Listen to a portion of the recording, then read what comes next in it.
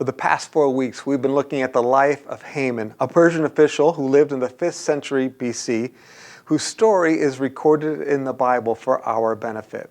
And today we're going to get to the conclusion of the story, and I'm excited about that. If you've missed some of the earlier parts, I encourage you to go back and check out the previous videos.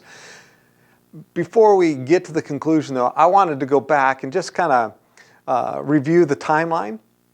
You'll recall that Haman had become obsessed with murdering Mordecai and then with annihilating all the Jews in the entire Persian Empire.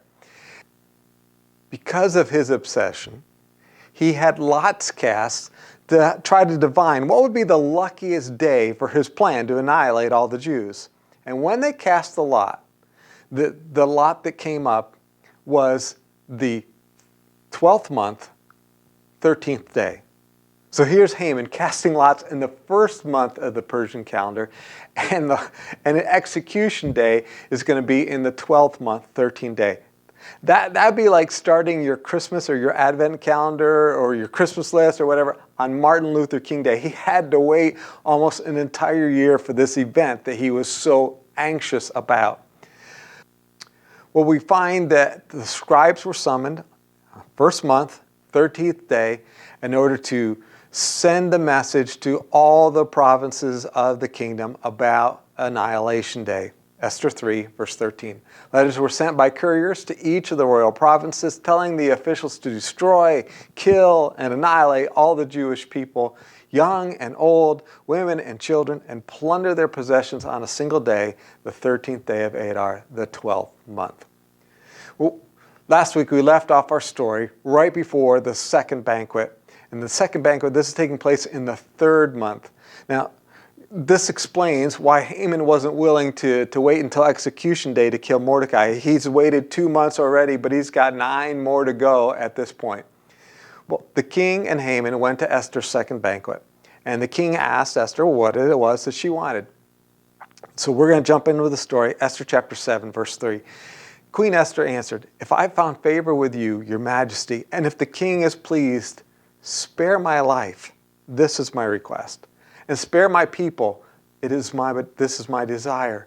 For my people and I have been sold to destruction, death, and annihilation. If we'd been merely sold as male or female slaves, I would have kept silent. Indeed, the trouble wouldn't be worth burdening the king." King Ahasuerus spoke up and asked Queen Esther, "Who is this? And where is the one who would devise such a scheme?" Esther answered, "The adversary and enemy is this evil Haman." And just like that, she pointed across the table right to Haman, and Haman was unmasked for who he really was. Well, the king was in a rage, and he left for a few minutes pondering what he was going to do. And as he returned, he saw Haman in what looked to him to be a compromising position. Verse 9. Harbona, one of the king's eunuchs, said, "There's a gallows 75 feet tall at Haman's house that he made for Mordecai, who gave the report that saved the king." The king said, "Hang him on it." And they hang Haman on the gallows he had prepared for Mordecai. Then the king's anger subsided. Well, it's like poetic justice, isn't it? Yeah, chapter 8. That same day, King Ahasuerus awarded Queen Esther the estate of Haman, the enemy of the Jews. Mordecai entered the king's presence because Esther had revealed her relationship to Mordecai. And the king removed his signet ring that he had recovered from Haman and gave it to Mordecai, and Esther put him in charge of Haman's estate. And so just like that, Haman was replaced by Mordecai. And then we see in the next couple of verses that Mordecai used his authority to create a plan for the Jews' self-defense. And on the 23rd day of that 3rd month, the scribes were summoned once again, and then letters were sent to all the regional governments announcing the plan. And now they had to wait, right? But there's another little very interesting verse tucked into this waiting period. I want to look at that with you for just a couple minutes. Chapter 8, verse 15. Mordecai went from the king's presence clothed in royal blue and white, with a great gold crown and a purple robe of fine linen. And the city of Susa shouted and rejoiced, and the Jews celebrated with gladness, joy, and honor. Now, verse 16 makes sense to me. The Jews celebrated with gladness, joy, and honor. I mean, they haven't been delivered yet, but they've been given the right to defend themselves, and government officials have been encouraged to consider how they can support the Jews as they defend themselves when execution day comes in the 12th month. So it makes sense to me that verse 16 is there, that the Jews celebrated with gladness and joy and honor. They're excited. Their guy has come to their rescue, right? But the end of verse 15, I think, is very, very telling. It says, the city of Susa shouted and rejoiced. In other words, the non-Jews were excited. They shouted, they rejoiced. And there's no indication given that this was a forced performance. You know, when Haman came by, people were forced to bow down under penalty of death, as we saw what Haman tried to do to Mordecai. They were forced to bow down and pay homage. There's no indication there of that in this case. And one of the clues, I think, is the rejoicing. People might shout, but they don't rejoice if their heart's not in it. You know what I'm saying? And so the city of Susa, the non-Jews shouted and rejoiced. What's up with that? I mean, here's what I think it is. When Haman was replaced by Mordecai, and they saw what kind of a leader Mordecai was, they celebrated. I think this is just an example of what the Bible says will happen. This Proverbs 11, verse 10 says this: when the righteous thrive, a city rejoices, and when the wicked die, there's joyful shouting. Now, that may sound a little bit over the top to you, but not completely. I mean, you and I, if we've ever been in a situation where someone who is just not nice was in charge, and then they kind of got what was coming to them, we're not sad about that. Now, maybe, you know, we don't rejoice, maybe we don't throw a party like what seems to be taking place here, but we're not sad about that. We're actually kind of relieved and a little bit excited. So Haman, let's talk about him one last time here. Haman made the mistake of forgetting or ignoring, I'm not sure which, who gave him his authority and why it was given to him. Now, Haman made the mistake of forgetting or ignoring who it was that gave him the authority that he had and why it was given to him in the first place. Haman didn't have the authority he had because Haman was special. Haman had that authority because the king gave it to him. Why did the king give it to him? Well, the king gave Haman that authority and that power and that control for the benefit of the king and the kingdom. See, the king believed that he would be better off, that King Xerxes, King Ahasuerus, would be better off if Haman was running some of the affairs for the king. It would free the king up in certain ways, and he fully expected that Haman was going to operate things in a way that was best for the king and best for the kingdom. But Haman seemingly either forgot that or ignored that fact, and that mistake led him to oppress people under his control. I think that's one reason why the city shouted and rejoiced when Haman was gone. And it led Haman to think that it was okay to try to manipulate those above him. I didn't talk much about this verse when we were at this part in the story, but back in chapter 3, when Haman was before the king and trying to get approval for his genocide plan, this is what Haman said. This is Esther 3, verse 8. He said, "There's one ethnic group scattered throughout the peoples in every province of your kingdom, keeping themselves separate. Their laws are different from everyone else's, and they don't obey the king's laws. It's not in the king's best interest to tolerate them." You see, Haman knew he had to appeal to the king's best interest because that's why he was given power, to promote the interests of the king and the kingdom. But Haman wasn't telling the truth, and he was trying to manipulate King Ahasuerus, and Ahasuerus didn't do his homework, and that's why we got as far as we got in the story.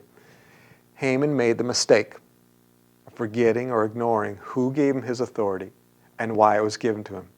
He misused that authority and power for personal gain. Which leads us to the dumb mistake that we want to talk about in this fourth message in the series about Haman. Here it is. Dumb mistake.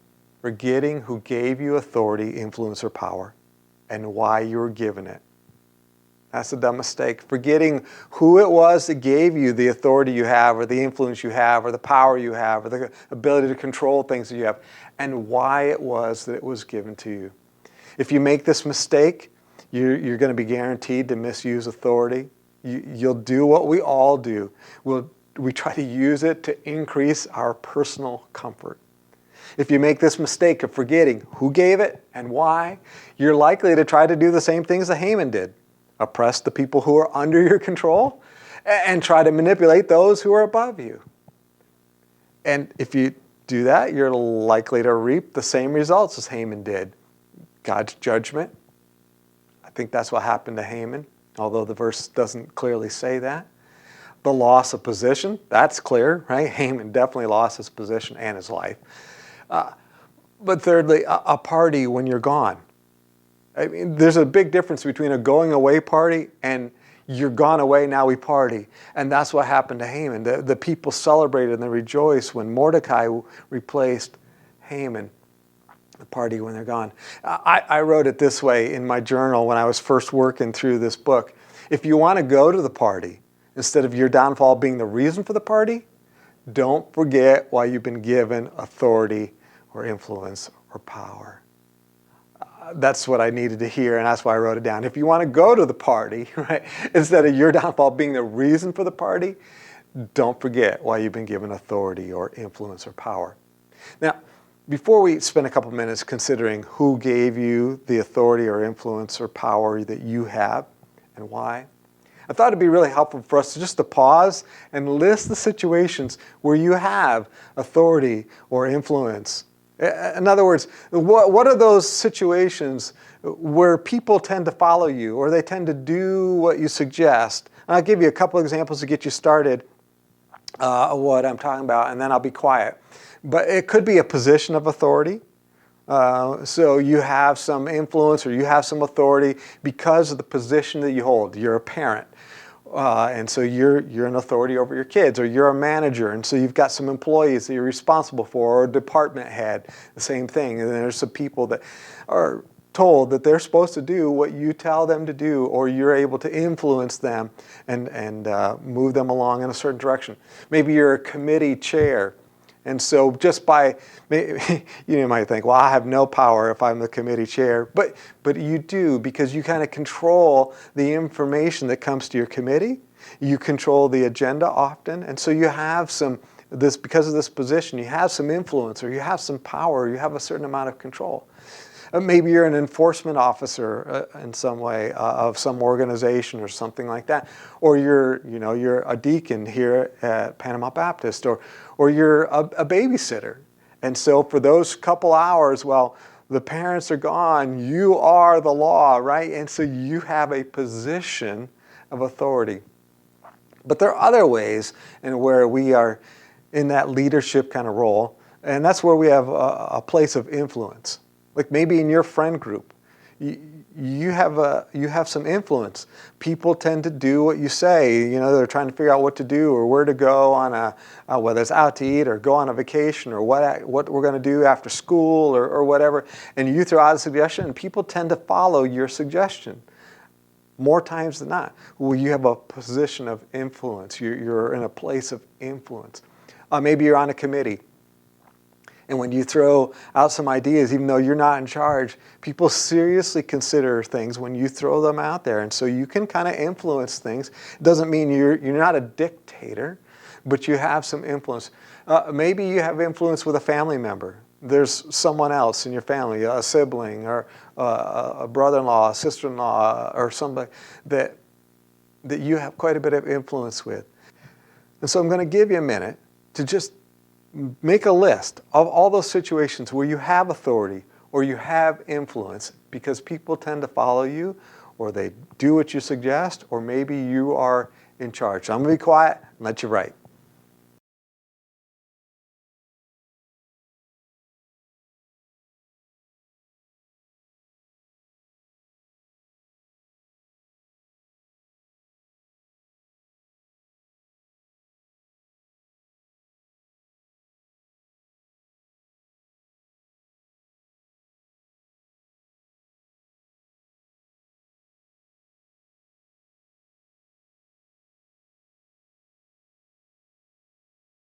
We're going to hang on to that list. We'll come back to it.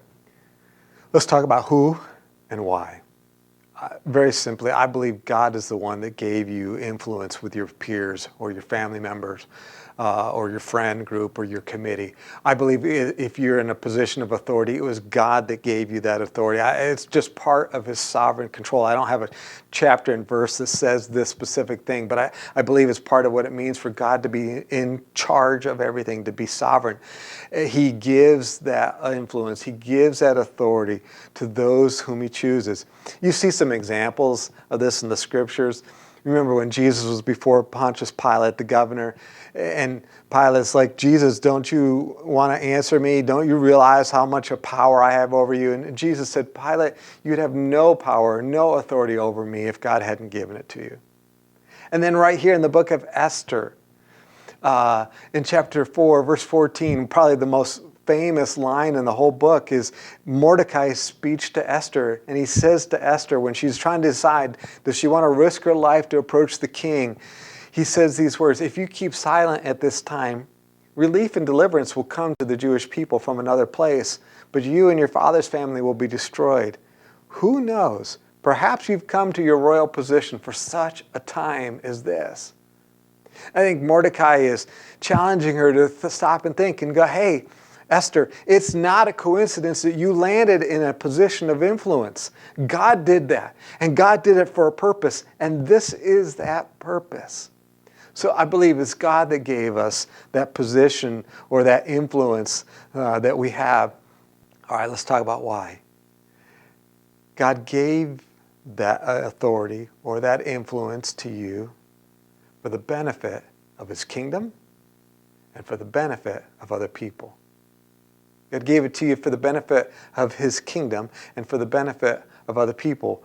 In Romans chapter 12, we have this passage that talks about how we are one body, but we're not all the same. Let me just read verses 4 to 8. Now, as we have many parts in one body, and all the parts do not have the same function, in the same way, we who are many are one body in Christ and individually members of one another. And so he says, well, listen, we're different, but we're one body, right? And so we have to act like we're one body and do what we do for the benefit of the other parts of the body. The arm doesn't do what it does for the benefit of the arm. The arm does what it does so that the whole body can do what the body needs to do, right?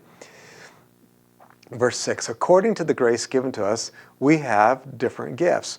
So there it is. You have ability, you have a gift, but it's not because of you. It was given to you by God. And then Paul goes on to list out some of those gifts and how whoever might have those gifts should use them. If prophecy, use it according to the proportion of one's faith. If service, use it in service. If teaching, in teaching. If exhorting, in exhortation. Giving, with generosity. Leading, with diligence. Showing mercy, with cheerfulness. Leading with diligence. This is the one I want to zero in on, because if you have authority or if you have influence, you are leading. At least that's God's intention. He gave you that, perhaps a gift, but he gave you that position. He gave you those followers for a purpose. You are to lead them and use what you have to help them get where they need to be. And so he says, do that with diligence. I spent a little time looking at that word this week. Diligence implies intentionality, that we're not careless about it. Diligence also implies consistency, that there's sustained effort toward the goal, and we're putting in some hard work at it. Webster said it's devoted and painstaking work, an application to accomplish an undertaking. So put this all together. God gave you your gift, and God gave it to you for the sake of others, and that's why we have what we have. He didn't give it to you because you deserve it any more than Haman did, right? God doesn't give you influence or authority because you deserve it any more than Haman did. And he didn't give it to you so that you could make your life more comfortable at the expense of others. And he doesn't want people to celebrate when you leave. I love that part. Okay, let's finish the story. After months of waiting, on the 13th day of the 12th month, the Jews defended themselves, and many non-Jewish government officials helped them. You'll note that there were conflicting orders for that day, but many officials wisely chose to go with the second order, the one that came at the hand of Mordecai, since it came later, and this is important, the law's author was alive and gaining influence, but Haman was dead. I would always go with the second guy, right? And then the book ends this way, Esther chapter 10. King Ahasuerus imposed a tax throughout the land, even to the farthest shores. Oh, goody, right? Verse 2, all of his powerful and magnificent accomplishments and the detailed account of Mordecai's great rank with which the king had honored him, have they not been written in the book of the historical events of the kings of Media and Persia? The answer would be yes. Verse 3, Mordecai the Jew was second only to King Ahasuerus. He was famous among the Jews and highly esteemed by many of his relatives. He continued to pursue prosperity for his people and to speak for the well-being of all his descendants. Oh, what a contrast to Haman. Haman did what he did for Haman. Mordecai did what he did for the prosperity of his people and for the well-being of all of his descendants. He had a view toward the future that was longer than his own life and greater than his own desires. I love that. Okay, let's wrap this up. If you want to go to the party, instead of your downfall being the reason for the party, don't forget why you've been given authority or power. So how do we prevent ourselves from forgetting who it was that gave us our authority or our influence and why it was given to us? I suggest that we answer the question, what do my people need me to make possible by using my authority, influence, or power? What do my people need me to make possible? And what is it they need from me that I can accomplish or I can make possible if I'll use my authority or if I'll use my influence or if I'll use the power that I have? What is it that I could do that would make possible for them? I've listed on the handout a few action steps to help answer that question. You know, what do my people need me to make possible? The first of those ideas is the one that we've already done together, is to list the situations where you have authority or power. I suspect that many of us forget, or we're just not aware of those situations where we have influence or we have authority. And if we forget that we have it even, it's going to be hard for us to use it properly. A second idea is to find out what those you lead need you to do with that authority or power.